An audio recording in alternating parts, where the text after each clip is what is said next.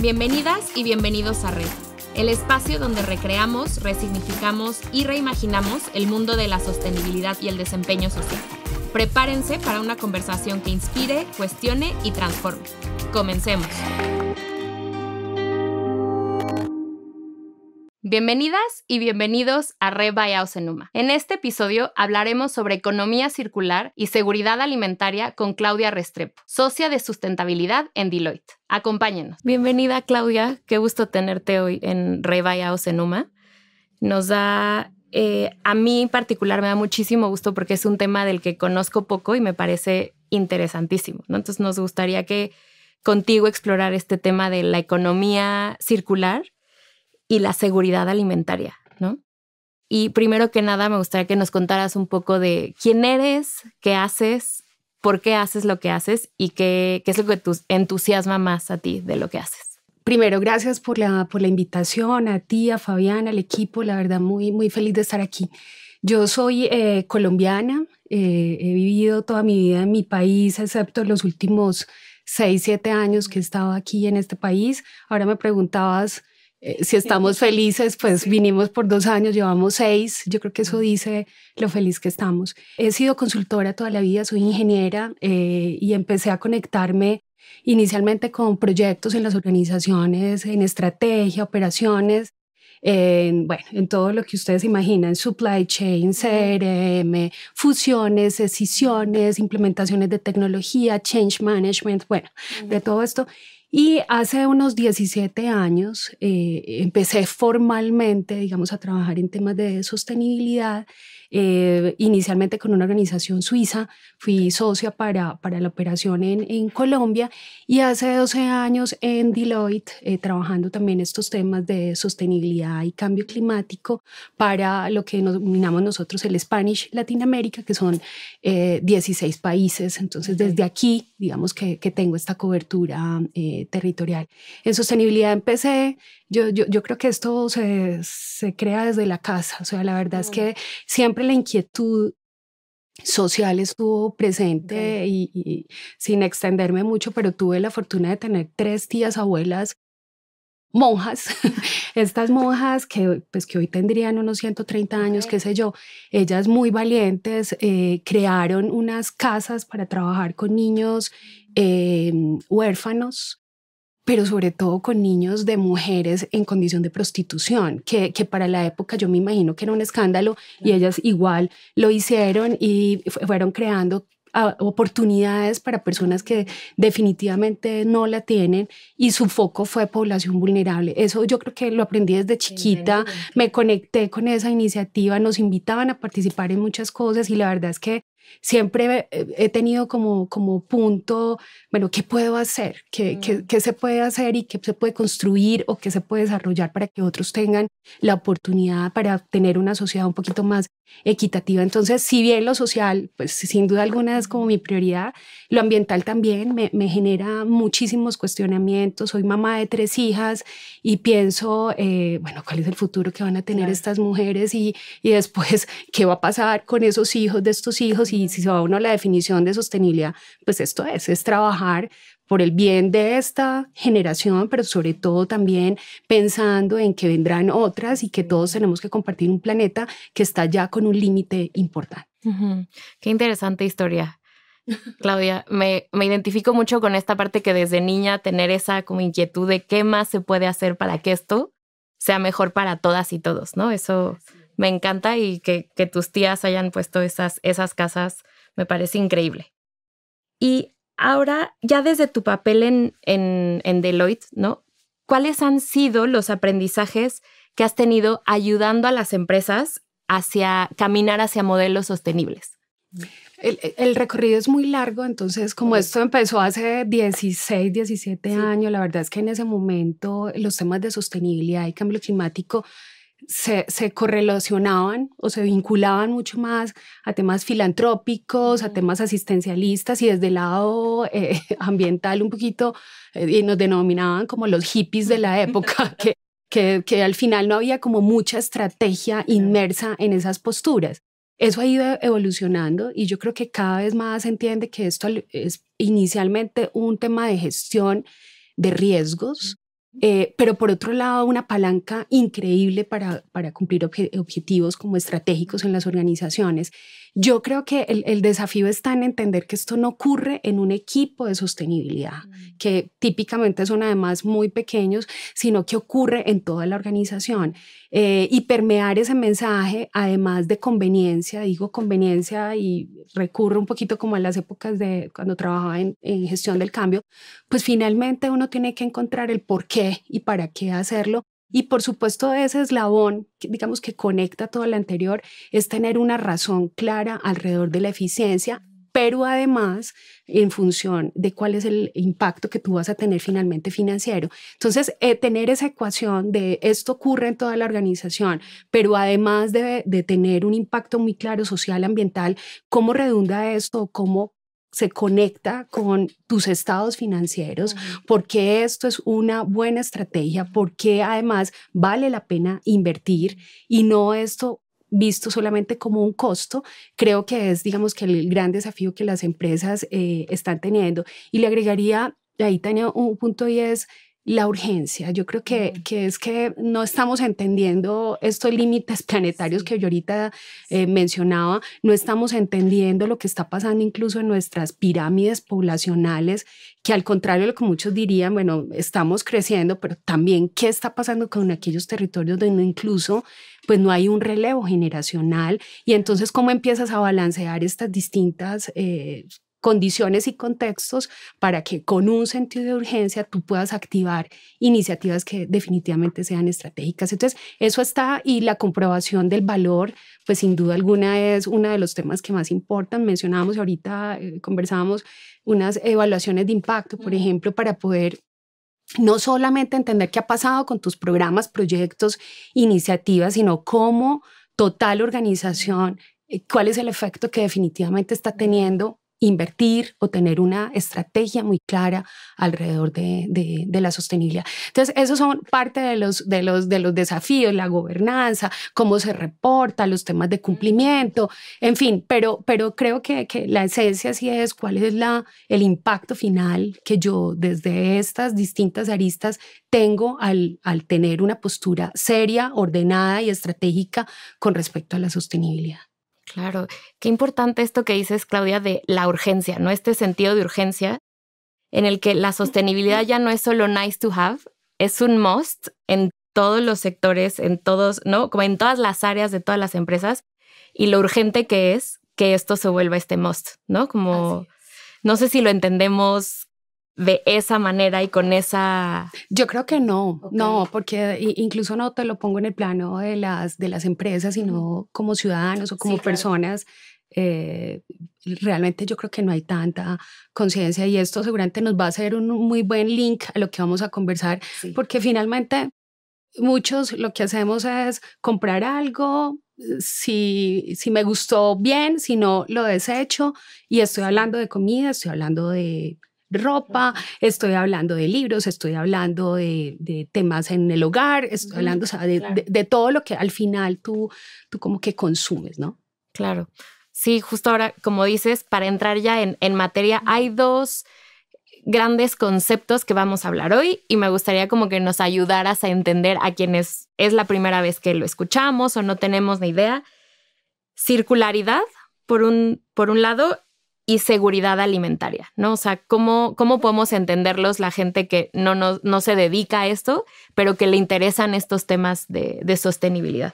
Sí, a ver, la circularidad o la economía circular, como en muchos lados la verán, pues parte realmente de un modelo económico, o sea, un modelo económico que, a diferencia de lo que típicamente se tiene, que ahorita igual lo mencionábamos, una economía que es un poquito más lineal, donde hay una producción de algo, el consumo y el desecho. En la circularidad lo que se busca es reducir la cantidad de residuos o de desechos finales. Y entonces esto implica hablar de cómo puedo yo hacer un uso apropiado de los recursos, cómo puedo disminuir las materias primas en función de no tener una materia prima nueva, sino usar o reusar, reciclar lo que ya se venía considerando como un desecho para incorporarlo como una materia prima. De esa manera, sin duda alguna, tú disminuyes el uso de los recursos y puedes generar además una estrategia interesante de costos. Hay muchos ejemplos típicos, pero tal vez mencionar dos. Cuando empezó a hablarse de economía circular, generalmente hablaban porque hay un elemento importante de la concepción de todo esto desde el diseño. Entonces, por ejemplo, se mencionaba, listo, tú compras una alfombra y es una alfombra, qué sé yo, de 7 por 7 metros, lo que fuera, pues tú la compras, la pones, pero típicamente se desgasta donde hay un tránsito, un tráfico importante, ¿no? Entonces, si el diseño está concebido no como una pieza única, sino como piezas de alguna manera individuales que tú puedas acoplar y que puedas retirar donde está solamente ese pedazo que no... Exacto, entonces tú tienes una alfombra o un tapete bien como lo quisieras, pero tú no estás volviendo, o sea, no lo desechas del todo, sino que estás solamente usando o digamos que reemplazando una parte. Y después pensar, bueno, ¿y para qué sirve ese pedazo de alfombra que yo retiré? O sea, ¿será que se le puede dar otro uso? Estuve alguna vez en Chile y una amiga enóloga y su esposo me ayudaron a hacer una selección bien interesante de vinos y me dijeron, ¿sabes qué? Te los vamos a empacar justo con una protección de una alfombra que recién habían retirado. Pues me sirvió perfecto, mis vinos llegaron impecables. Entonces, ese es, digamos, que el que típicamente se habla. Si estuviéramos, por ejemplo, en una fábrica o en una producción de jugos o de jugos, me voy a meter ahí mejor, pues una cosa es la fruta per se, la pulpa, y luego qué vas a hacer tú con las cáscaras. Y seguramente eso podrá ser un insumo para producir biofertilizantes, eventualmente sumado a otros desechos de la producción, si tienen biodigestores, los lodos que salen de plantas de tratamiento de agua, qué sé yo, todo eso pudiera ser un insumo interesante como posibilidad de generación de energía por biomasa. Entonces, es pensar no en lo lineal, que sería no lo consumí y se vaya al relleno sanitario o a la disposición en los ríos, como muchas veces ocurre, o en otros lugares, sino qué uso posterior yo le puedo dar. Entonces, esa es la concepción, es un modelo diferente que al final del día, si tú piensas de esa manera lineal, diseñas desde un comienzo esta perspectiva con esa mirada lineal, pues sin duda alguna vas a reducir costos, pero vas a tener una incidencia muy positiva ambiental y sin duda alguna también vas a generar oportunidades desde el punto de vista social. Ok, qué interesante. Entonces, en este sentido sería aprovechamiento de todo, o sea, de todas las partes, ¿no? Para no reducir desperdicios. Exacto. ¿No? O sea, la concepción es cómo hago para que haya menos desperdicios, menos desechos. Y ahí las oportunidades de poder empezar a identificar usos alternativos de esos desechos es un poco la razonabilidad que se tiene detrás de todo esto. Ok, ¿y esto cómo se conecta con nuestro siguiente concepto, seguridad alimentaria? Seguridad alimentaria tiene relación con lograr tener las posibilidades de nutrir y tener alimentos para todos. Y esto involucra no solamente tenerlos accesibles para todos, sino también tenerlos a unas condiciones económicas que permitan que las personas puedan acceder a estos alimentos.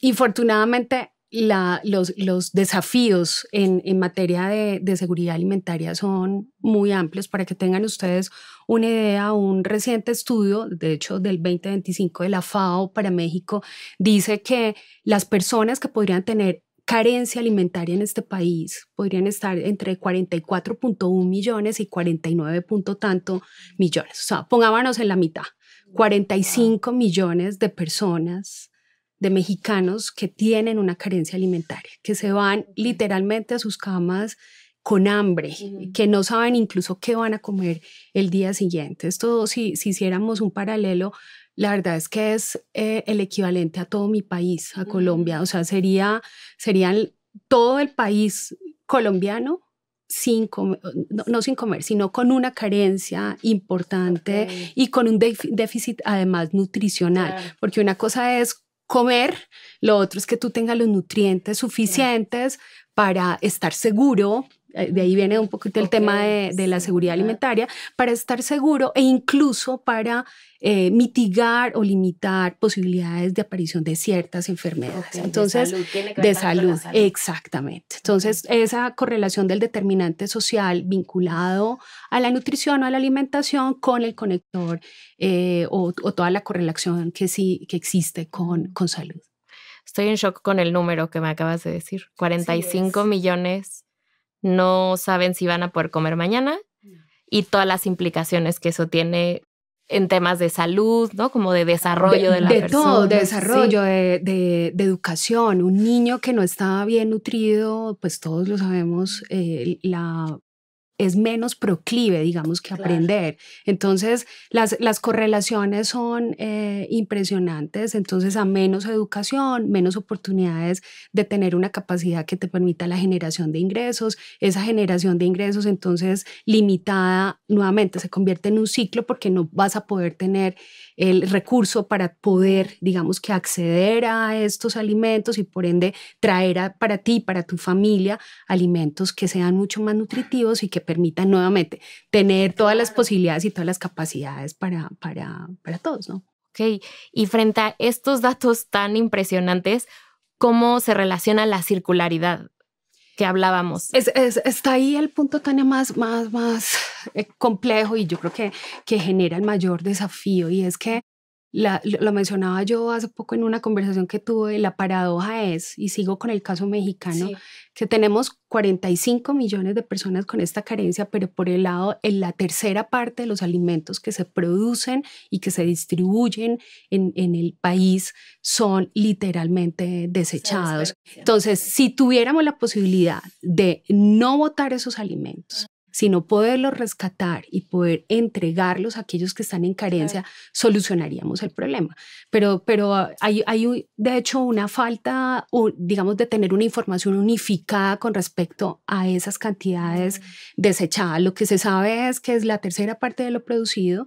Lo que se sabe también es que solamente se rescata el 1% de aquello que se desecha, o sea, ni siquiera se llega al 1%, que es una dificultad importante, y creo que una analogía que hace bastante sentido, pero repito, no tenemos una única base de información o fuente que nos diga es tantas toneladas, pero sí sería lo equivalente, decía yo, a ponerlo en una cifra que todos entendamos, y es un estadio tan grande como el Azteca, lleno de alimentos. Estoy hablando de este desperdicio en un año 26 veces, o sea, 26 estadios Azteca mínimo. Hay varias analogías que te dicen entre 26 y 60 estadios Azteca. Vamos a lo mínimo, 26. O sea, ya estamos hablando, otras publicaciones dicen 17, no importa, o sea, pon 10, 15, lo que fuera. Pero uno dice, ¿cómo todo esto se está desperdiciando? ¿Cierto? Y tienes 45 millones. Y tienes 45 sin comer. Entonces, ahí está. Necesitamos hacer una mejor circularidad de los alimentos para poder incidir en una ecuación que definitivamente hoy está quebrada. Ok, estoy en shock con esos números. Es la primera vez que escucho como estas reflexiones y estos números, y me quedo pensando, ¿qué implicaría esta circularidad en estos alimentos que se producen, ¿no? Y que se desperdician? ¿Cómo entra la circularidad para hacer algo para que esto no siga pasando? Ahí quiero responderte, Tania, como en dos niveles. O sea, el nivel definitivamente, otra vez, como ciudadanos en nuestras casas, en nuestros comportamientos como consumidores responsables, hay mil cosas que hacer. En algún momento estuve en un banco de alimentos en Costa Rica, fue el primero que conocí, y la verdad es que cuando llegué había un póster que decía: si tú no te comes la mitad de una hamburguesa, ¿eso qué significa? ¿Cuántos litros de agua que estás tirando literalmente a la basura? ¿Cuánto? Bueno, o sea, te hacían como todas las analogías, y yo digo, tal vez falta un montón de conciencia para que la gente entienda que desechar tiene una implicación enorme que no reciclar. Hay gente que le da pereza literal. Sí. No, es que lo tengo que poner en esta bolsita, tengo que hacer esto, tengo que caminar más o tal día lo tengo que, bueno, lo que fuera. Si tuviéramos esa conciencia sería distinto. Entonces creo que por un lado es entender y yo creo que incluso desde los niños hay que empezarles a enseñar de verdad. Igual, los niños tienen ahorita un poquito más de conciencia que lo que pueden tener los adultos. Sí. Entonces, hay un reto inicial y es ¿qué puedo hacer yo? Sí. Porque esto no es en los demás. ¿Qué puedo hacer yo? Sí. Y después está a nivel empresarial, que sin duda alguna las escalas son mayores, podemos incidir de otra manera.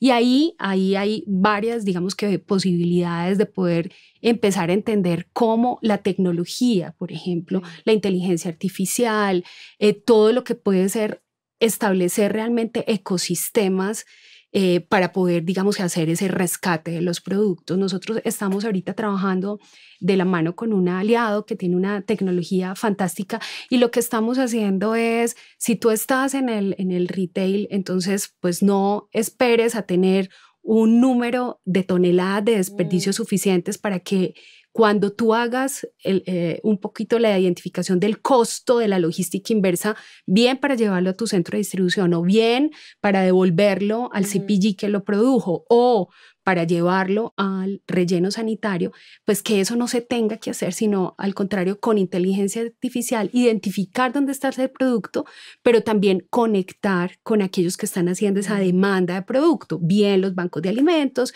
bien otras organizaciones sociales, como pudiera ser un comedor comunitario, un ancianato, o sea, ¿quién está demandando, necesitando este alimento para poder hacer como la conexión, exacto, de oferta y demanda con tecnología y poder acelerar estos procesos? Los bancos de alimentos México, Bamex, son fantásticos. Creo que son un actor esencial en todo este ecosistema y la verdad es que como que la apuesta y el desafío, si bien es trabajar con los equipos de sostenibilidad de las organizaciones, con los equipos de operaciones o de supply chain, qué sé yo, yo creo que el gran desafío, nosotros por ejemplo estamos con esa obsesión, es entregarle a los CFOs la información suficiente para decir esto por qué me conviene, claro. ¿Cierto? O sea, ¿por qué conviene? Además de tener el proceso típico, el BAU de lo que significaría la venta, la comercialización, la distribución y qué sé yo de los alimentos, pues también entender qué pasa con aquellos que no se venden y cómo hacer una recuperación atractiva desde todas las aristas. Sí. Cómo se vuelve una estrategia también de negocio, ¿no? Exacto. Que al final es... Exacto. Ok. Uf, qué interesante. Y un poco ya me dijiste como en cuál es el panorama de la seguridad alimentaria en México, ¿no? O sea, ya vimos que básicamente no existe, ¿no? O sea, o hay una carencia. Hay una, pongámoslo, una oportunidad. Okay. Es un área de oportunidad muy grande para poder hacer cosas en este tema de seguridad alimentaria. ¿Y esto cómo se relaciona con otro tema eje de la sostenibilidad, que es la conciencia sobre el cambio climático, por un lado, y por otro, con la pérdida de recursos naturales, ¿no? Como estamos viendo que son varias piezas como en este cuadro de la sostenibilidad. No habíamos hablado en este podcast de seguridad alimentaria, que me estoy dando cuenta que es súper importante y tiene que tocarse, ¿no? Cuando hablas de sostenibilidad. ¿Y qué pasa con cambio climático y pérdida de recursos naturales, ¿no? Que son como los temas que más se hablan. Es que realmente todo esto está correlacionado y el tema de la circularidad tiene una condición para mí bien atractiva. Es difícil en sostenibilidad uno divorciar lo social, lo ambiental, lo económico. De hecho, pues por eso está triada operando al tiempo. Pero sí que en la circularidad, y me voy a referir específicamente a los alimentos, pues ahí lo tienes completo. O sea, tienes, si haces una muy buena estrategia circular, pues tienes definitivamente una utilización menor de unos recursos que son consumibles.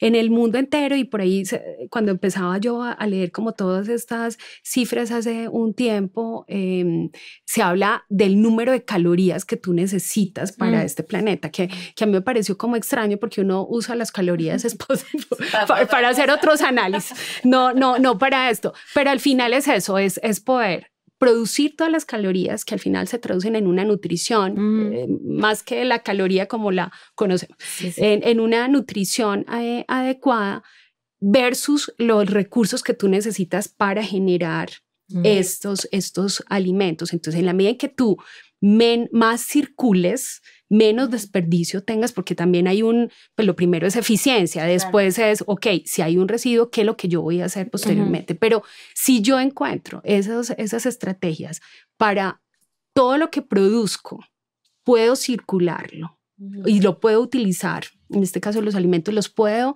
consumir, me permiten nutrir, pues habrás hecho una reducción definitivamente del consumo de los recursos que al final vas a necesitar, porque aquí es lo mismo, o sea, son una tercera parte que se desperdicia. Si hiciéramos una ecuación pues muy, muy sencilla, es una tercera parte que estás generando huella hídrica, huella de carbono y además una incidencia ambiental muy alta que al final no sirvió para nada porque se desechó. Claro. Versus tener esta circularidad donde todo lo que utilices como recursos y demás van a tener su fin.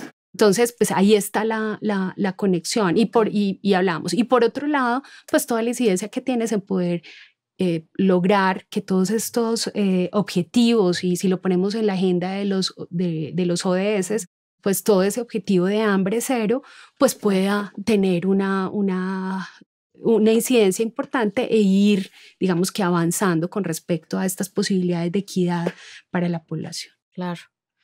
Qué interesante esta conexión que no nos damos cuenta a veces cómo todo está interconectado en la vida en general y en temas de sostenibilidad mucho más, ¿no? Y ahora, justo últimamente se ha escuchado mucho como economía circular, por lo menos yo lo escucho más, ¿no? Como que más gente está hablando.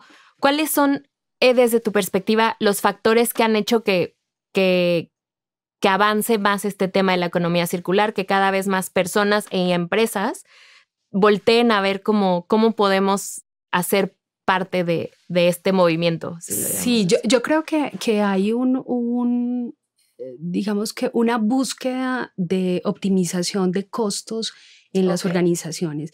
Y sin duda cuando se empieza a profundizar qué significa para cada tipo de organización las opciones de circularidad, pues hay una contribución. Entonces tú dices como que vale la pena. Entonces, por ahí llega buena parte de esto. Creo que lo otro es la regulación, una regulación que no está tan avanzada, pero que de alguna manera va corriendo y va llegando. En el caso de México, en el 2021 nace o sale la Ley General de Circularidad. Después vendrán, y en eso se está trabajando, en unos capítulos o unas aproximaciones mucho más particulares, donde entraría el tema, por ejemplo, de los alimentos. Entonces creo que esos dos temas están haciendo y de alguna manera también unas posturas distintas tanto de los consumidores como de los inversionistas, que también están haciéndose las preguntas, bueno, esta organización, ¿qué tipo de prácticas tiene? Todo esto tiene la discusión en torno a los precios, que la gente dice, sí, pues la conciencia me llega hasta que conozco el precio, porque si esta organización es muy circular, es muy sostenible, pero el precio, voy a exagerar, es 5, 10 veces más, pues quizás eso no me permite mis ingresos acceder a esto. Entonces, yo sí creo que esos son tal vez los elementos que más están haciendo y sin duda lo que mueve a las organizaciones es poder darle estos elementos de triple cuenta, o sea, muy bien el efecto ambiental y el efecto social y los riesgos que puede mitigar una estrategia de este tipo, pero combinarlo con tener muy claro cuál es la incidencia entonces que tú tienes desde el punto de vista financiero y económico, es la manera de poder, digamos que hacer que se catalicen las decisiones en las organizaciones y esto se avance, sumado a las oportunidades que se tiene de crear realmente una cadena completa y cómo empezar a trabajar con mis proveedores, con mis distribuidores, porque de esa manera también la fórmula va creciendo. O sea, va creciendo no solamente en el número de participantes, sino en cuánto tú traes a la organización en términos de eficiencia. Claro. Ok. ¿Y dirías que todavía hay mucho trabajo por hacer? Es mucho. Yo creo que si vamos a alimentos y nos ubicamos en ese... de hecho, hay algunos colectivos que se están gestando en México. Este año, en abril, se hizo el primer evento específico de pérdida y desperdicio de alimentos con una participación muy plural, y de eso se derivan conversaciones para decir, bueno, ¿qué vamos a hacer? O sea, ¿qué vamos a hacer y cómo entre todos vamos a lograr que eso que es menor al 1% se pueda convertir en cifras mayores para generar esta incidencia? Primero, pues esos beneficios, y está muy bien para cada organización, pero de otro lado, pues como todo este impacto que tú puedes llevar definitivamente a la sociedad. Claro, y ahora vámonos al otro lado de la moneda, ¿no? ¿Cuáles han sido las principales barreras para justo que no avanzar como se necesita, ¿no? Con la urgencia que se necesita? Yo creo que hay que poner en la conversación a unos niveles importantes. Esta conversación, digamos, que tiene que tener esa relevancia para un CEO. Estoy hablando de las empresas, tiene que tener la relevancia en la conversación para un CFO. Claro. Encontrar esos elementos y, por supuesto, en alineación y, digamos, en un trabajo conjunto con los equipos de asuntos corporativos, de sostenibilidad, bueno, de valor compartido, como se llama en cada organización. Pero sí creo que hay que ponerle, además, digamos, de los desafíos que tiene una organización en el día a día, pone esta como una oportunidad. Una oportunidad que lo he mencionado varias veces, pero una oportunidad que te lleva a una mitigación real de riesgos, pero por otro lado a capitalizar unas oportunidades muy interesantes para tu organización. Yo creo que ahí está, y tenemos que reinventar la manera, me incluyo y incluyo a mi organización, la manera en la cual nos aproximamos para que esto tenga pues toda la atracción, se catalicen los procesos y ese sentido de urgencia que hablamos al principio esté presente. Y esto es para allá, esto es para allá. No hay para otro lado, o sea, tenemos que ir hacia allá. Exactamente. Y ahora tú mencionabas como la importancia de que estas conversaciones esté el CEO, el CFO, ¿no? Los tomadores de decisiones.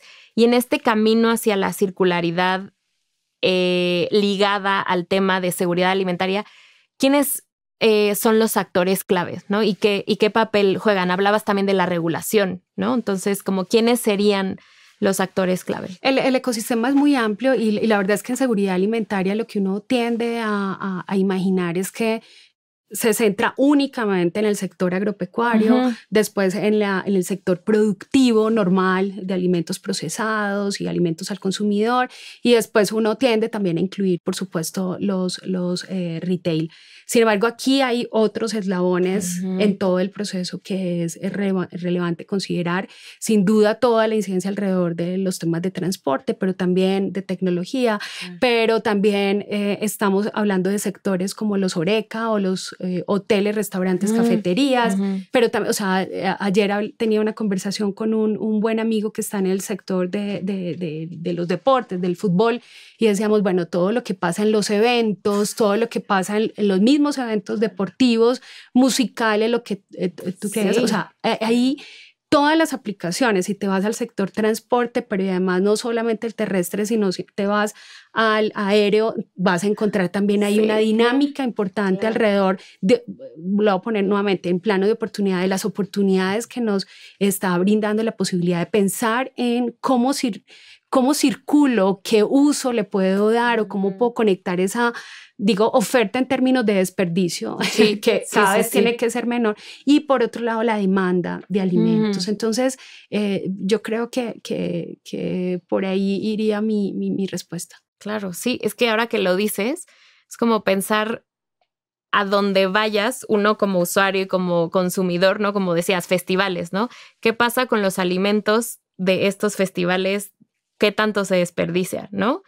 ¿Qué pasa en los hoteles, no? Como en estos buffets. Es que se me están ocurriendo muchísimas cosas ahora pensando como en todo lo que me cuentas, ¿no? Y tú dices, o sea, al final hay unos temas te digo, hasta de crueldad.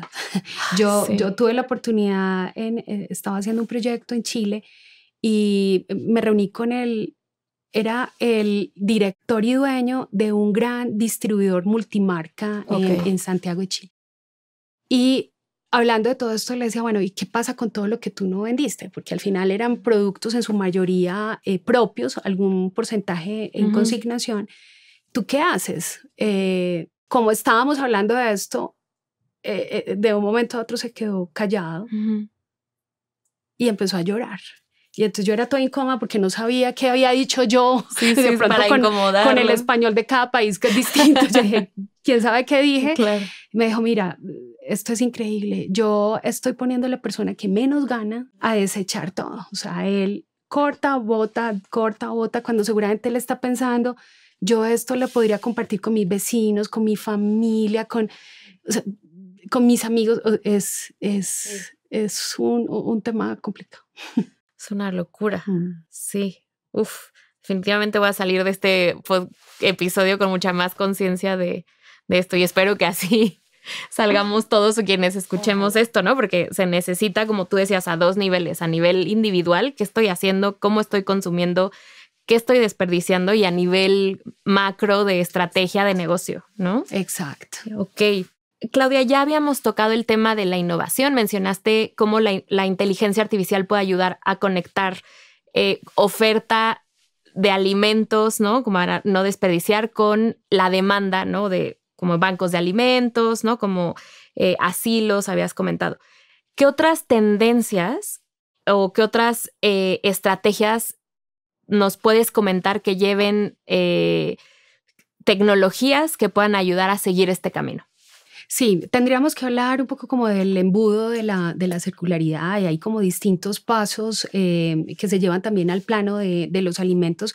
En primera instancia está, bueno, ¿qué tecnologías te pueden permitir generar mayor eficiencia para que haya menor desperdicio? Entonces, si lo vemos desde el agro, hay por supuesto toda esta tendencia importante de agricultura regenerativa, hay también todo lo que significa la tecnología para las semillas, para el riego, para hacer una optimización incluso del transporte, todo a través de drones, cómo ir haciendo control de lo que ocurre en cada uno de los cultivos y demás. Y todo esto nuevamente es para producir más con menor desperdicio. Si nos vamos a los productores, a los CPGs, por ejemplo, pues ahí encontramos también estrategias donde se tienen temas de control numérico computarizado, todo lo que viene con AI, por supuesto el Internet de las cosas, blockchain y demás, que también está buscando, digamos, que incorporar en los procesos la mejor dinámica y la mayor eficiencia para que nuevamente puedas producir más, eliminando en mayor proporción todo lo que significa el desperdicio. Y después en los temas de retail también distintas estrategias con distintos tipos de, digamos, de tecnología, donde casi que copiamos las que mencioné del CPG, pero que te permiten igual hacer un control de la estimación de inventarios, de demanda y la demanda efectiva real. Ahí incluso viene fuertemente en Europa un tema de tener una cédula, han puesto diferentes denominaciones, pero una cédula como por cada uno de los productos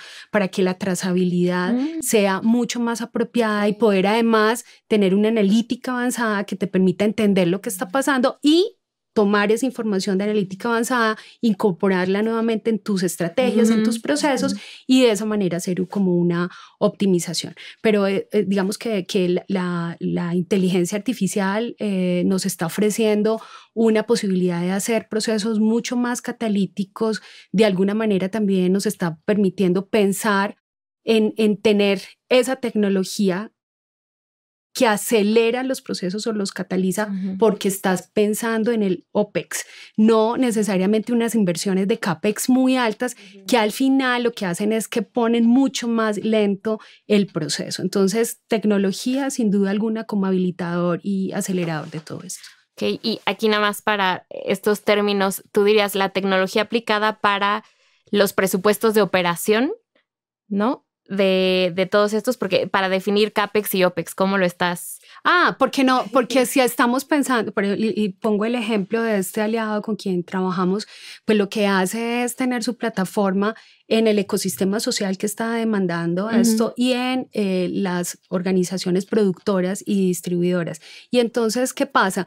Que la tecnología permite entender además en qué radio están aquellas organizaciones para acercarlas a los puntos de donde pueden hacer el rescate del producto per se. Entonces, sin duda, digamos que se usa la tecnología para hacer todas las optimizaciones también logísticas y de entrega versus esperar, consolidar, que es lo que estamos viendo en varias organizaciones que traen de los diferentes puntos de venta lo que no se vendió, tienen que acumular una cierta cantidad, tiempo que lleva que las fechas que estaban próximas a vencerse ya se vencieron y no pueden convertirse en una posibilidad de consumo humano. Entonces, digamos que ahí está esto y creo que me voy a volver al tema del embudo que mencionaba, porque están todos los temas de eficiencia, entonces, pero no puedes llegar necesariamente al 100%. Lo que sigue después es entender entonces qué posibilidades hay de rescate de esos productos para consumo humano.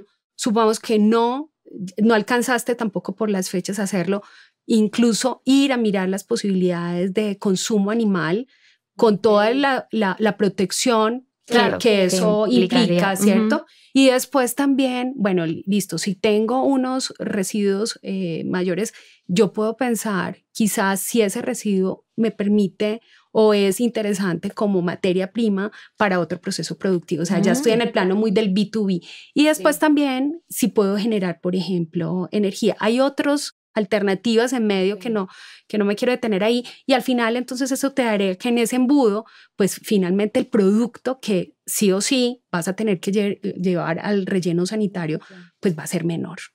Claro, porque estás utilizándolo a muchos niveles o reutilizándolo hasta llegar como a reciclar, ¿no? Como hasta el envase, no sé, ¿no? Sí, hasta lo que ya no, y al final lo que ya no vas a poder. Ya no hay manera, pero que sea como de este tamaño y no tirar el bote completo, ¿no? Exacto, exacto. ¿Y hay alguna de estas tecnologías que tú digas que es la más prometedora? Hemos hablado mucho de la inteligencia artificial, pero ¿hay algún...? No, yo creo que es ella. Hay varios, digamos que casos de uso y digamos que alternativas que se están teniendo. Esta en particular con quien trabajamos está teniendo pues mucho eco porque es fácil además de implementar y demás, pero creo que en el mundo entero están emergiendo startups que especialmente que están diciendo, bueno, yo en este recibo en particular, ¿qué puedo hacer y cómo logro hacer como la trazabilidad completa? Yo te diría, sí, o sea, tal vez campeón, la inteligencia artificial. Ahora, esto no es solo.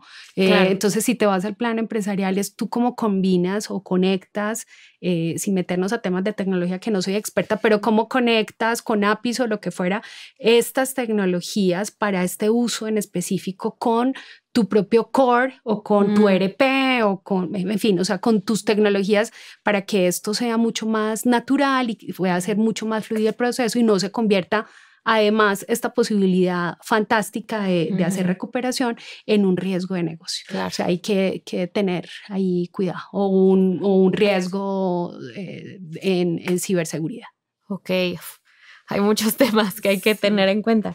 Ok, y ahora vamos a una parte bien importante. Hablamos como de las estrategias, de las tendencias, una parte de la medición del impacto, ¿no? Que aquello, como esta frase que repetimos mucho, aquello que no se mide, no se puede cambiar, ¿no? No se puede ajustar. Entonces, ¿qué manera tienes, como qué metodologías, qué herramientas para medir el impacto de estas estrategias que hemos estado hablando? Consideramos, y yo estoy bien alineada con esto, que siempre las metodologías que tú usas para una evaluación de impacto dependen del propósito que finalmente tiene esa evaluación. Estamos entendiendo que hay algunas evaluaciones y en este sentido, conectado a los alimentos, que pretenden entender muy bien cuál es ese efecto más cualitativo de lo que pudiera lograrse a través de la circularidad de los alimentos. y otras, por el contrario, nos están solicitando, además de esto que les parece bueno para comunicar, pues tener una claridad de cuál es el retorno que se está teniendo en las inversiones o en los cambios de proceso que puedan hacer. Entonces, si bien fuera una u otra, hay baterías, digamos, de herramientas o metodologías diferentes. Nosotros, digamos que no es la única, pero por preferencia para lo cualitativo, trabajamos mucho con el índice de progreso social. Ese índice fue creado en su momento participó Deloitte como parte, digamos, de los creadores, pero uno de los grandes pensadores de la metodología fue Michael Porter, y esto se fue un poco más a medir el progreso social de los países para combinar el PIB con esta medida de desarrollo.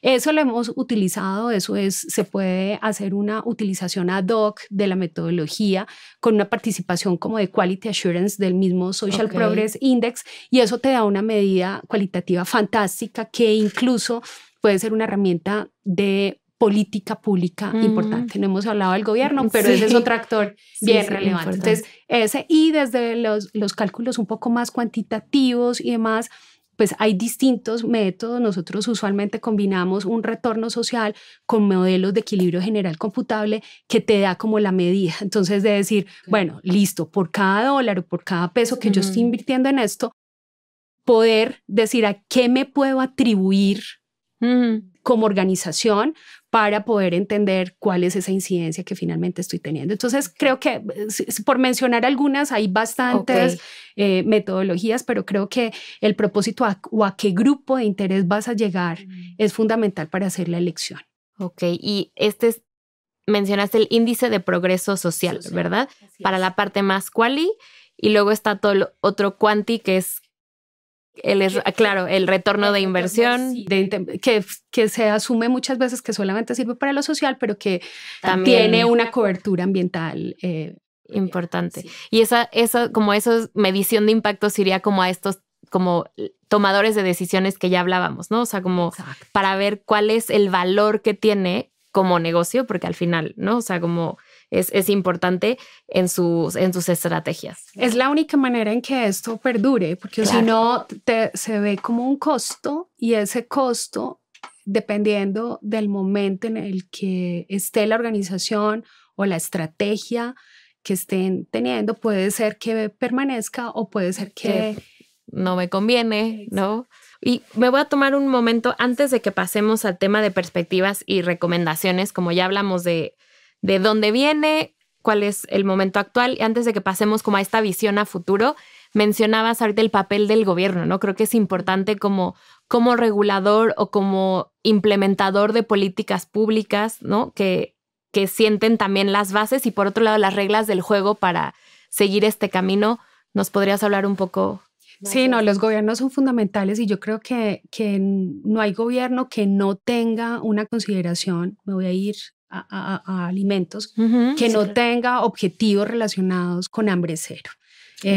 Si lo ponemos pues en el plano de la agenda de los ODS, entonces siempre es una preocupación cómo logro tener pues toda esta población alimentada y nutrida, y yo creo que entendiendo cómo juegan bien en el ecosistema son unos actores bien relevantes. Y si lo entiendes desde su lado, y aquí lo voy a poner en un plano muy sencillo, pues sería verlo como entre más se fortalece ese ecosistema privado junto con la sociedad civil, pues mucho mejor va a ser lo que ocurra en el plano de la gestión pública. Entonces, el poder combinar todos los planes de desarrollo con estas posibilidades de articularse con el sector privado, incluso de modelar ciertas alternativas financieras que sean atractivas para todos, pues yo creo que al final del día van a ser grandes ganadores de todo esto, ¿cierto? Y todo lo que pasa después. Hay estudios donde demuestran además que la nutrición te lleva a salud y a educación, y lo hablamos ahorita, pero que además tú puedes inferir que esa persona que se educó va a ser una persona productiva y que al final del día va a contribuir con impuestos al gobierno. Entonces ahí hay otro círculo, ¿no? Exacto, es como otro círculo más de decir, bueno, esto tiene que tener un plano bien amplio. Y esa concurrencia entre, otra vez, los planes de desarrollo, las políticas que existen, serán muy importantes también, incluso para plantear posibilidades de incentivos. O sea, si yo tengo un incentivo, además, existen de hecho incentivos alrededor de donar los alimentos, tú tienes posibilidad de ciertas deducciones, pero si además yo tengo un incentivo en un territorio, porque ahí opera un CPG, qué sé yo, y puedo con eso lograr que se incremente, pues como he dicho, que les haga sentido permanecer y crecer la operación ahí, pues fantástico. Claro. Fantástico. No, juegan un papel importante. Ahora, hay ciertas restricciones de trabajo con los públicos y muy honestamente, a veces las organizaciones dicen, trabajemos nosotros solos y después nos conectamos o trabajemos con aquel gobierno nacional, subnacional, no estoy hablando de México solamente, donde tengamos un poco más de eco, donde sí crean que este trabajo colegiado vale la pena y por ahí comenzar.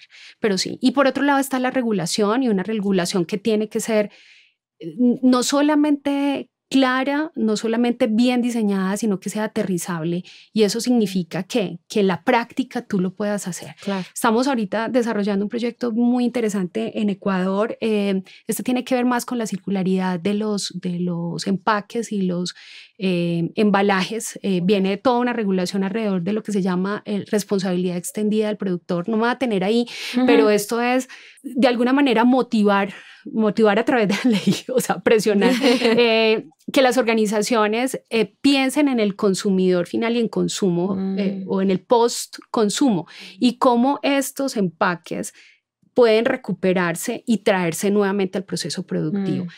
Pero sí, en el caso de Ecuador, pues hay ya una ley muy clara aquí también.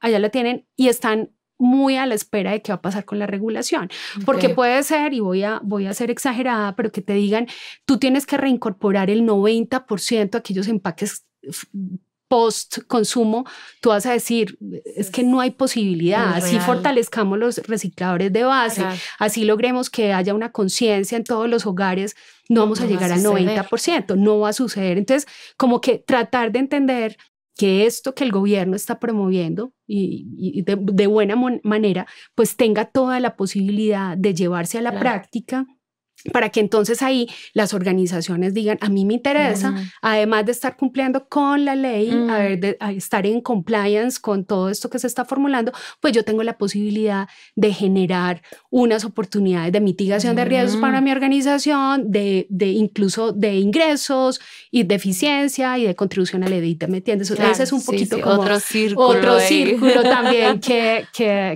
se da. Ok, entonces como un resumen muy sintético, las alianzas son fundamentales público-privado, ¿no? De acuerdo, o sea, de acuerdo. Súper. Ok. Wow, esto está súper interesante. Y ahora sí ya hacia como la última parte de nuestra conversación, hablando de a futuro, ¿no? O sea, ¿cuáles son tus perspectivas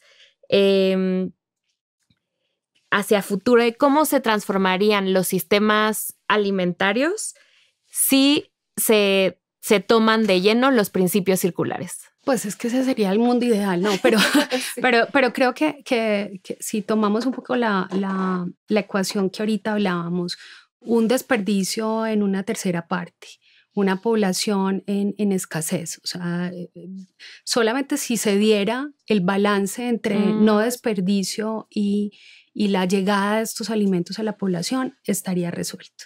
Entonces, pero como la vida no es perfecta, fácil, si no estaríamos fácil, aquí, claro. Exacto. O sea, yo creo que me voy a ir al elemento de tecnología que hablamos ahora. Yo creo que la tecnología va a acelerar estos procesos, los va a catalizar y va a permitir que sin altas inversiones, sino con una lógica muy clara ecosistémica, tú puedas empezar a resolver el problema. Y otra vez me voy a poner solamente en el plano de las organizaciones, esa lógica llevada a los tomadores de decisión financieros para que esto se acelere, y después nos acompañamos con mis colegas de sostenibilidad y todo esto, porque hay todas las maneras y todos los argumentos de demostrar el impacto. Pero creo que tal vez, volviendo, tecnología, ecosistema y una razonabilidad financiera va a poder, digamos que, generar un paquete bien interesante para poner el pie en el acelerador. Sí, para ir balanceando esto. Y está el cumplimiento, o sea, bien, lo que pasa es que yo creo que muchas cosas ocurren y está bien la regulación para hacer que muchos, no es que tomen la decisión, sino que tengan que finalmente actuar, ¿cierto? Claro, hacerlo. Sí. Yo creo que eso se va a dar. No quiero poner la regulación como stopper de todo esto, sino al contrario, vamos avanzando y viene una regulación que ya sabemos hacia dónde se va a dirigir. Claro. Tú vas a estar en cumplimiento. Claro. Ok, muy bien. ¿Y qué recomendaciones estratégicas das para estas empresas, organizaciones que quieren empezar su camino, ¿no? Hacia la circularidad? Yo creo que siempre lo dijiste ahora, lo que no se mide, pues como que no se puede mejorar, ¿no? Yo creo que pensar en organizaciones y arrancar con el 100% es irreal, ¿no? Yo creo que siempre los casos demostrativos, los MVPs o como cada uno quiera plantearlo, de tomar una porción del negocio, bien sea una geografía, un número de, una geografía puede ser, tiene sentido para poder tener información basada en evidencia, ¿cierto? Y decir, ok, ya no es un PowerPoint donde decimos que esto está muy bonito y que vamos a tener mucha incidencia, sino es con información real, en tiempo real, cuál es el potencial, o sea, cuál es la situación, cuál es el potencial que se tiene, y después de esto, ahí sí empezar a escalar, pero demostrarlo en pequeño y ir recorriendo esos caminos de escala. Yo creo que es la manera en la que puede uno acelerar los procesos de decisión. Bien, te tome un tiempo ese piloto, no pasa nada, pero de ahí en adelante, con ese resultado, tú vas a poder mucho más fácil lograr que se tome una decisión de crecer la solución porque hace sentido. Claro, sí, o sea, tú nos estás diciendo no empezar como de, y ahora toda esta organización va a ser circular, sino dar el primer paso, que eso significa pilotar. Eso es. No sé, una cuenta, un sector, ¿no? Como una región, como tú decías. Exacto. Documentar, medir e informar para que haga sentido. Así ¿no? es. Yo conecto con mi época que te conté anterior, cuando trabajábamos yo trabajaba en gestión del cambio. Seguramente hoy los conceptos serán un poquito distintos, pero en su momento había una palabra que reunía todo lo que tú necesitabas para que un adulto se movilizara, y realmente la palabra conveniencia. Y entonces cuando ese piloto te lleva a una conveniencia, entonces tú sí puedes pensar en que esto lo puedes extrapolar. Puedes escalar. ¿Cierto? Y escalar, exacto. Lo que sigue. Finalmente, quiero cerrar con esta parte. Íbamos como de individual, organizaciones. ¿Qué papel jugamos los consumidores en este camino hacia el futuro? O sea, si pudieras como darnos un mensaje, porque al final nos escuchan consumidores, nosotros mismos, ¿no? O sea, ¿qué nos podrías compartir para poder iniciar en este camino hacia la conciencia, sobre todo, y después la acción después de esto que hemos estado escuchando?